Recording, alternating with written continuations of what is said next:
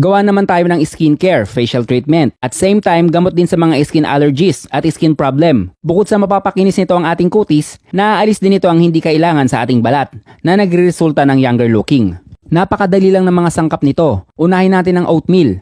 Ito ay may kakayanang ma-improve ang ating skin complexion, natural skin moisturizer, nagagamot din ang mga kati sa ating balat, proteksyon laban sa UV rays, kaya niyang ma-deep clean ang ating balat at nagkokontrol ng oily face.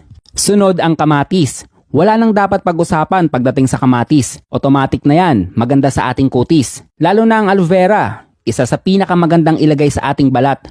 Wala nang kawala ang mga pimples sa ating mukha kung ito ay inyong gagawin araw-araw. Okay lang din kung 2 beses sa isang linggo. Isang buong kamatis lang, 2 hanggang 3 kutsarang oatmeal. Maliit lang kasi ang nakuha kong aloe vera. Kung meron kayong makuha na mas malaki, 1 dahon lang ay sapat na. Lagyan ng 1/4 na basong tubig at gamitan ng blender.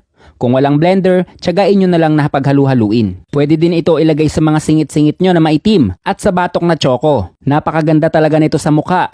Ibabad lang natin ng 10 hanggang 15 minuto at saka banlawan. Nagustuhan nyo ba ang ating video? Click nyo naman ang like button at i-share nyo na din at mag-follow na din kayo. Araw-araw ako nag-upload ng ganitong kasing video. At yan ay 1 minutong dagdag kaalaman galing sa isang magsasaka.